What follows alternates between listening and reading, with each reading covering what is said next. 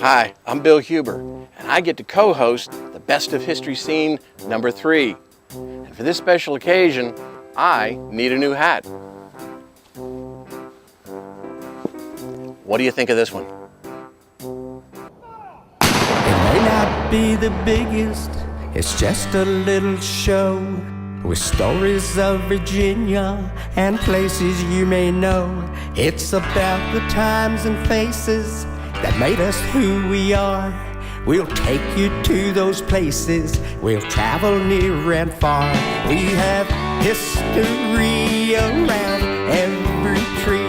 We have old-time tales to hear and see. Our past will come alive again on your TV screen, while having fun with good old friends here on History Scene, where all the places and faces are traces of history. You'll see us then, you'll see us now, here on History Scene.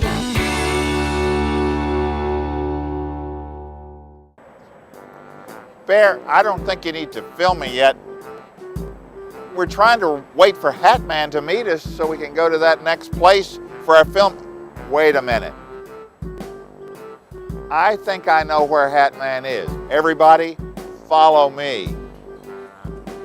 Hatman, don't you know we're supposed to be on location now? What are you doing? Scott, I've got to have the right hat. What do you think of this one? Very nice, but look, more importantly, do you know your lines? Yeah, like this? Please forget the hat. I mean, look, what are you going to say when I ask, what was your favorite show? Front Royal. What do you think of this hat? Look, it's not Front Royal, it's Port Royal. Remember, down there I even had to write in your hand, Port Royal. It was hot that day, Scott. Melted my brain. Like this one? I could care about the pea-picking hat. Just roll the Port Royal segment. Okay. History. Port Royal, Virginia, is nestled right here on the banks of the Rappahannock. The city grew up around commerce and shipping very much like Fredericksburg, Virginia. The ferry offered the business of transporting people, and the tobacco warehouse located up in town stored the tobacco that was being brought here and shipped to England. Do you remember the two old chimneys in the opening of our show? Well, they're all that remains of the home of Dorothy Roy, the only woman to have a franchise in her name for tobacco in the American colonies. Three-masted schooners also carried passengers as well as grain and other freight. Importantly, ships of great tonnage were able to navigate this portion of the Rappahannock River. Unfortunately, the great days of shipping commerce were reversed by the entry of the railroad and a bridge built over the river. A wharf that ran out to midstream deep water where ships could tie up now has the Route 301 bridge built right over it. After he shot and killed President Lincoln, John Wilkes Booth sought refuge here in town. He eventually worked his way south and hid out at the Garrett farm where Union cavalry captured and shot him. Hugo, what are you doing back there? I'm clamming. For what? Clams! You find any? No, just these shells. But I heard that you guys were talking about my great-great-great-great-granduncle, James Bowie. Big knife, you know. But he ran a ferry across here, back and forth, pulled by 4 horses. Count them. 4 horses pulled his ferry. Hugo, I know this was the ferry landing, but you're telling me that 4 horses drug that ferry across here and they were underwater? Yeah, because, Bill, they were seahorses. Gotcha. Oh, my. One of the earliest settlers to Port Royal was a man by the name of Colonel John Catlett. He and his brother settled in this area in about the mid-1600s. The town, believe it or not, was laid out and planned before it was actually settled. 4 streets, about 80-some plots, lots were set aside for people. That original map has been gone and lost, but they did make copies of it, so they know exactly what the town looks like then what it still looks like today with the same design. What I'd like to do now is take a stroll down some of the streets, these quiet streets, and to visit some of the older homes, the businesses, that make up Port Royal, this very, very quiet time capsule of a town here in Virginia. With me is Jim Heimbach. Welcome to Port Royal. Thank you, Jim. Welcome to History Scene. Jim is a resident of Port Royal and an expert on the town. And I've asked him if he'd be able to show us around. I'd be very happy to, Bill. Right now we're standing on King Street, which leads down to the Port Royal Harbor, which is the real reason why the town exists. It was a major entrepot in the days before the railways, and planters from all over what is now Caroline County would bring their tobacco to this harbor to have it shipped abroad. So this is really the heart of the town.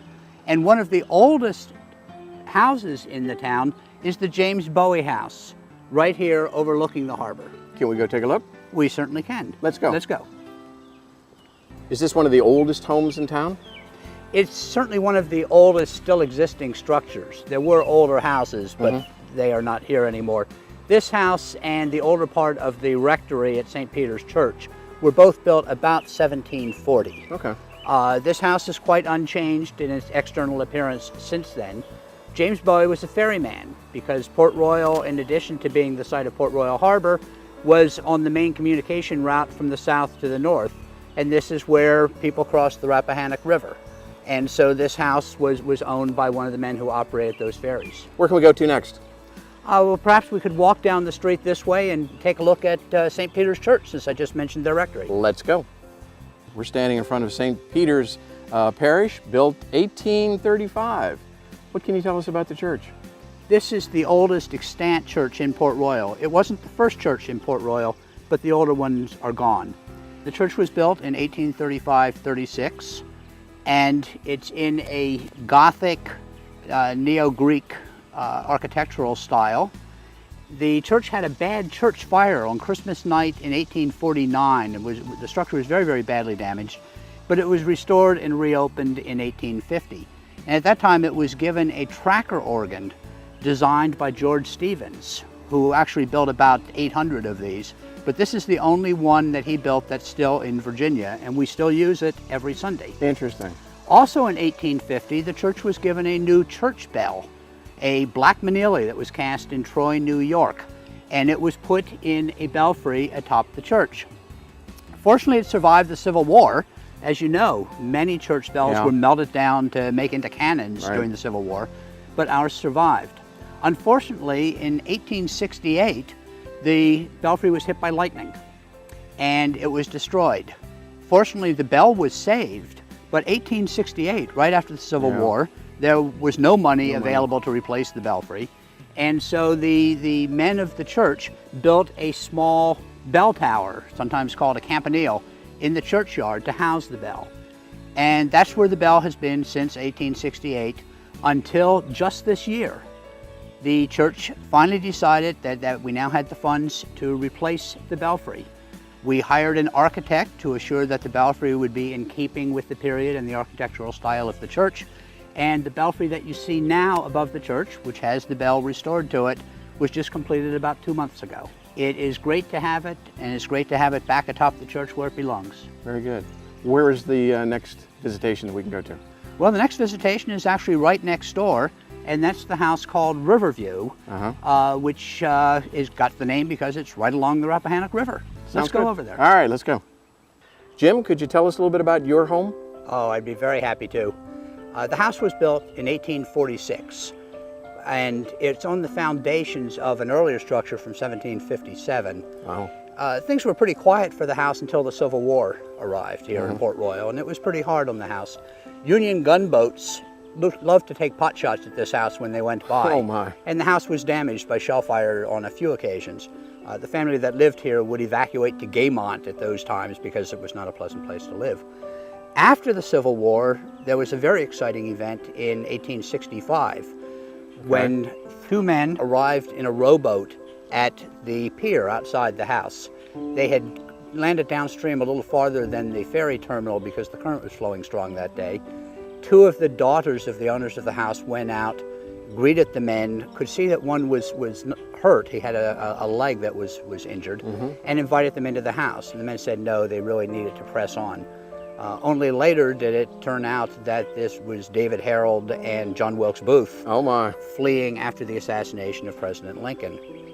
And that accounted for the injured leg. That was he the happened injured down leg. in. Yeah. And the other interesting part of the house's history, particularly people interested in the Southern history of the Civil War, is that for 10 years between 1896 and 1905, the house was owned by Sally Tompkins. Now, Sally Tompkins is sometimes known as the nurse of the Confederacy. She was also known as Captain Sally because she was a commissioned officer in the Confederate Army. She was the only woman who was a commissioned officer in either army during the Civil War. And the reason she was a commissioned officer was that she ran something called Robertson Hospital in Richmond that cared for wounded soldiers. Now, most of the private hospitals in those days were butcher shops, which is, to put it kindly, it's probably an insult to butcher shops to compare these hospitals with them. And eventually the Confederate Congress passed a law that wounded soldiers could be treated only in government-run hospitals.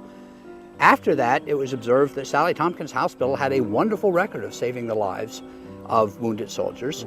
And so she was commissioned a captain in the Confederate Army, thereby making it a government-run hospital. And she was the only woman with a commission in the Confederate Army. She was the only woman. And she lived here. And she lived here. So that's the history of this house. Now, one place that we really should visit, because it's probably the most historically significant house in Port Royal, is the Fox Tavern. So why don't we walk over there? I'd love to, because it's hot and I'd love something to drink. Well, I'm afraid it's not serving drinks anymore, but it's still an interesting place to see. All right, we'll go. Let's go. This is probably, as I said, the most historically significant building in the town. It actually opened in 1767. There are records still extant, the receipt books, that show at least 3 visits by George Washington, as well as a number of other colonial leaders. Remember, we mentioned that Port Royal was where the ferry went across the river. Right. And so a lot of commerce came through town. This was the leading tavern, which was no mean achievement, because at one point there were 90 tavern licenses in Port Royal alone. Now that is hard to believe. There were only 80-some lots, but 90 tavern licenses? 90 tavern licenses. Wow. Now, keep in mind, a tavern then was a lot more than what we think of as a tavern now. That's true. It was the hotel, it was the gaming room, it was the center of social life in many ways in these towns. This one was also used sometimes for meetings of the Masons, which we're going to be talking about a little bit later. Okay. Well, if it ever reopens, send me a note. I'd love to come down. I'll give you a call. All righty. Let's go on to our next spot. All right. Jim, we're standing in front of a very, very large home right now. I take it was a private residence here in town? Yes, it was, Bill. This is called the Brocken Payton House, and it has always been considered the most elegant mansion in Port Royal. It was built in the mid-1700s by the Brocken family, but it was owned by the Payton family in the mid-1800s. Okay. And that's when John Wilkes Booth came by, hoping to spend the night here. This was after he had come ashore, as we talked about earlier.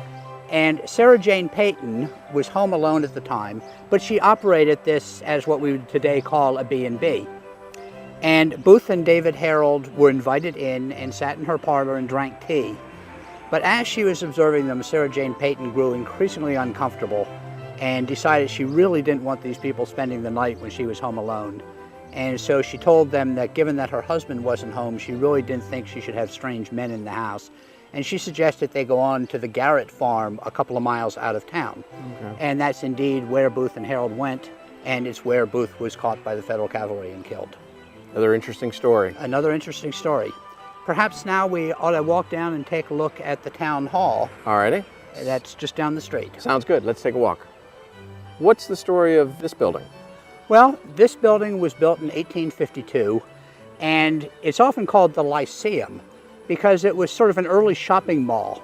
There were a lot of stores inside the building, independently owned. The building was also used, the largest room in the building, as the town hall for a number of years. The building is not in good shape.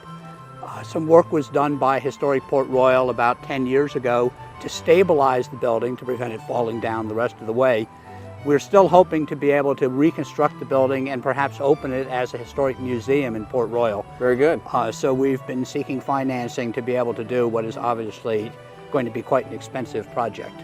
Jim, earlier you mentioned Historic Port Royal. What can you tell us about that? Historic Port Royal is a non-profit organization that was founded to protect and enhance the historical integrity of the town. Okay. This is one project. We have many others. We're restoring a doctor's office that used to be in this part of the town, and we're turning it into a visitor center. Obviously, funding is always an issue. In addition to our activity in Port Royal itself, we maintain a website. Good. www.historicportroyal.com. We'll put that on our screen. That would be wonderful, and I hope people will visit it and get a feel for more of the town than we were able to show during this brief visit, and also get an idea of what Port Royal is doing. Well, if they're interested in helping to restore something, they can go to their website. Absolutely. And of course, we all encourage them to come on down and visit. Absolutely. But what happened to the town since the Civil War? What happened after the Civil War has a lot to do with why the town is preserved the way it is. Two things actually happened during the 19th century, one before the Civil War, and that's when the railroads came in. They didn't come to Port Royal, but they did come a few miles south to Bowling Green. And it took away the real commercial purpose of the town. Water transport was not nearly so important after the railroads were here as it had been before. So the town was already a bit of a depressed area when the Civil War came. The Civil War just devastated the town. We've talked already about how Union gunboats used to take pot shots at the town just for fun. After the Civil War, all of Caroline County, and Port Royal in particular, were absolutely devastated, had no funds. And so when many parts of the country were engaging in urban renewal, tearing down old buildings, putting up new ones, widening streets, Port Royal simply couldn't afford to do any of that. And the result is that we became a little fly in amber, and the town in many ways still looks the way it did at the time of the Civil War. So that time capsule concept, very applicable to this town. Absolutely. Well, thank you so much. We've really enjoyed it. Thank you for your visit, and I hope you'll come back. Oh, we will. We will. All right, Hatman, what are you supposed to say about the 4th of July celebration? What 4th of July celebration, John? Okay, the one at Port Royal. Oh, that was great. Do you remember that fellow that read the Declaration of Independence and he was in period costume? That St. Andrew's Legion that marched in, and the fife and drum group? Yeah, it was really good, wasn't it? Yeah. Oh, yeah. What do you think of this one? Nice hat, but just roll the 4th of July clips, okay?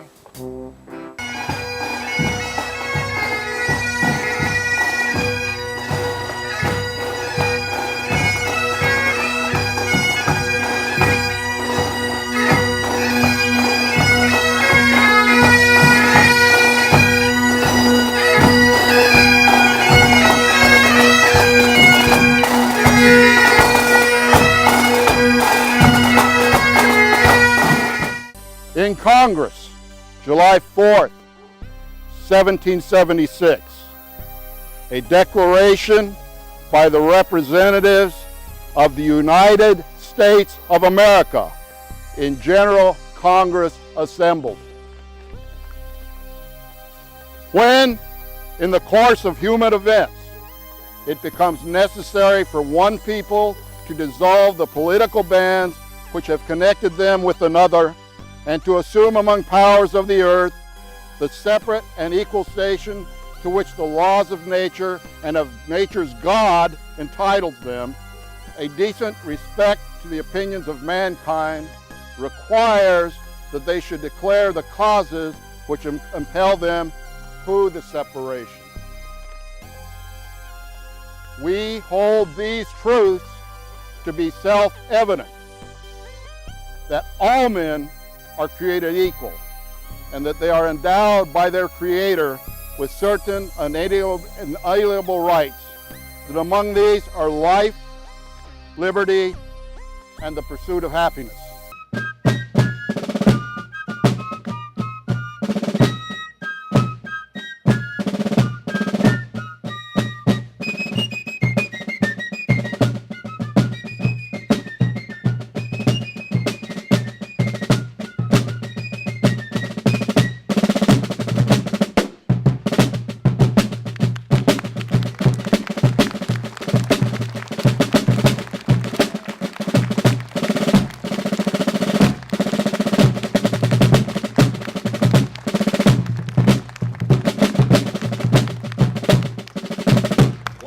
ladies and gentlemen, the United States Army Old Guard Fife and Drum Corps. Hatman, it's really getting late. We've got to go. I know, Scott, but I'm getting close. I really think I'm getting close. No, you're not. What was your other favorite segment? Brandy Station, I believe. You like this one? A chapeau made in heaven. But, Hatman, you're supposed to say what you liked about it. I liked it because I had my Indiana Jones hat on that day. No, not the hat. The segment. Oh, well, the scenery was beautiful out there. And do you remember when we went to the Graffiti House and those caricatures drawn by the Union soldiers? The one that looked like W.C. Fields looking at a horse's, you know what? And how do you like this? Let's just forget that. And, oh my goodness. How about this? Roll the segment. We're standing on Fleetwood Hill in the middle of the Brandy Station battlefield. And with me is Clark Hall, president of the Brandy Station Foundation. Like Jeb Stewart, Clark goes by a three-letter first name, Bud. So Bud, why is the Battle of Brandy Station largely overlooked in many history books? It's confounding to me, Scott, because it's unfortunate that they do overlook the Battle of Brandy Station. They give short shrift, if any mention at all, and I really don't understand why, but that's the case that it is. The battle, Scott, tends to be overlooked, most unfortunately, because although it's the largest cavalry battle of the war and the inaugural phase of the Gettysburg Campaign, the battle is ensconced directly between the Battle of Chancellorsville, May of 1863, early May of 1863, and the Gettysburg Campaign in early July of 1863. So that's unfortunate because as this battle is overlooked by historians, so is the important role, the vital role of cavalry during the Civil War. Well, but how can our viewers, by coming here, understand the role of cavalry in the Civil War? Well, I'm glad that you asked because we can tour the battlefield, magnificent battlefield that it is, as you can see. We can also educate the public by encouraging them to read about the battle, to learn about the battle in all of its aspects. Well, let's go do some of that right now. What do you see? I see stunningly beautiful terrain. It's unspoiled. No hamburger stands, no housing developments, no marble monuments every 10 feet. Precisely. Much of this field is exactly the way it was during the battle. It is easy to imagine the roaring artillery from this very spot and furious cavalry combat below. Oh, yes. I either get it or my blood pressure meds need some adjustment, but there is much more to see and experience out there, right? Yes, Scott, there is the Graffiti House. At different times during the Civil War, the Graffiti House served as a hospital and a headquarters. Inside, we discovered walls covered with fascinating graffiti by Civil War soldiers. Even folks who are not ardent Civil War fans get a feeling of connection to the young men who served, suffered, and died in the house. The Graffiti House is the last stop on our battlefield tours and also where we host our speakers series. Also, the beautiful old homestead known as Farley Plantation is popular with the entire family. The original builder had this house manufactured in England, shipped across the Atlantic, unloaded at Fredericksburg, then brought here and assembled in 1790. There are some fascinating old photographs that show Union officers here and another of General Sedgwick and his staff during the Union's winter encampment of 1863-1864. It was, in fact, in a portion of this field that Rooney Lee, General Robert E. Lee's second son, made a gallant stand with his brigade against the Union onslaught during the Battle of Brandy Station. The Confederate Army of Northern Virginia used this road past Farley many times. General Stonewall Jackson used to get it to and from both battles of Manassas. Generals Lee and Longstreet used this road during the march north to Gettysburg. So I see that the battlefield is beautiful and largely unspoiled, but back to what happened here, as you go forward from June of 1863, what effects did it have? It had an enormously profound effect, the outcome of this battle, because it instilled in Federal cavalry an offensive spirit. They fought on a par with Confederate cavalry throughout the day, and it obviously injected a spirit of offensive confidence in the Federal cavalry. So boost of confidence, The Confederates lost things, horses they couldn't replace, but did it delay things as they tried to move north, see? Absolutely, Scott, it delayed. They remained here for 3 days. And were then 3 days late arriving in Gettysburg. Exactly.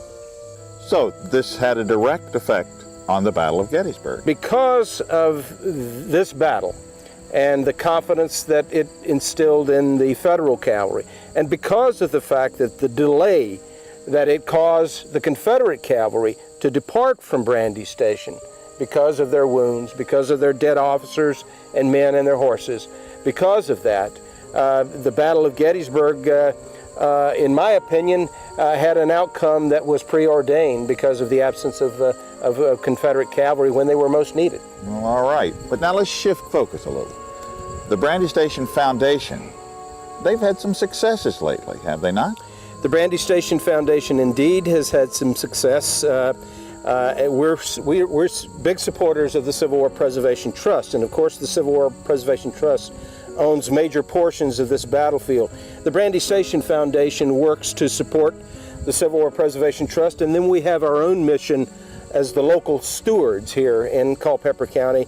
The local stewards, we do the bidding of the Civil War Preservation Trust on the Brandy Station battlefield. Right. As beautiful as it is, there's still threats here, right? There are massive threats to this battlefield. Well, what we want to do is encourage people to come here. You can tell them more about the threats, and also they've got a website, folks. I want to emphasize how very easy it is to get here. Go to Culpeper, turn north on Route 29, and there are Civil War trail signs that take you right to the Graffiti House. Please come to Brandy Station, check out their mission. You can help. You know, the hat reminds me, what is your favorite Hugo back-in-time gag? School days with Mrs. Robinson. I like that bit. Yeah. Let's roll that. Well, folks, that's it for this Hey, episode. Mr. Scott, what a cool place you got here. Wow. You know, I think some of my relatives did some... Hugo, I'm sure they did. But now listen, in school, Hugo in school, did you ever study local history? Reading, writing, arithmetic, and history. I had this great teacher, Mrs. Robinson, and she could teach me anything, you know, and she even arranged for me to go off to Harvard to study. Harvard. Why didn't you go? Well, I hurt my toe, and I might have missed my mama. Wait. Your toe, what did that? Never mind. Now, Hugo, more to the point. Have you ever been in this great museum? No, I haven't. But you know, I think I could get it right if I went in there and studied. Yeah, you ought to do that, Hugo. See you Get later. the facts straight.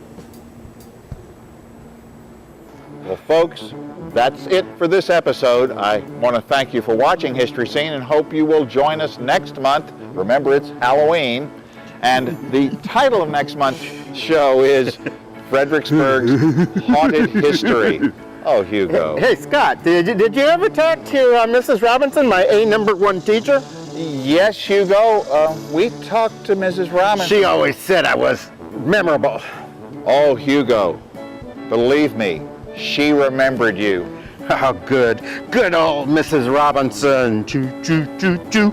Mrs. Robinson. Bum, bum, bum, bum, bum, bum, bum, bum, bum. Okay, Scott. Okay, I have found the perfect hat for the investigation of Front Royal. Let's go. Oh, you know, we've been here at the Hat Barn for so long, trying on hats. We want to thank them for letting us be here. And by the way, if you mention History Scene at the Hat Barn, they'll give you an extra 10% off. Let's go. It may not be the biggest, it's just a little show with stories of Virginia and places you may know. It's about the times and faces that made us who we are. We'll take you to those places, we'll travel near and far. We have history around every tree. We have old-time tales to hear and see. Our past will come alive again on your TV screen while having fun with good old friends here on History Scene. History history around every tree. We have old-time tales to hear and see. Our past will come alive again on your TV screen, while having fun with good old friends here on History Scene, where all the places and faces are traces of history. You'll see us then, you'll see us now, here on History Scene.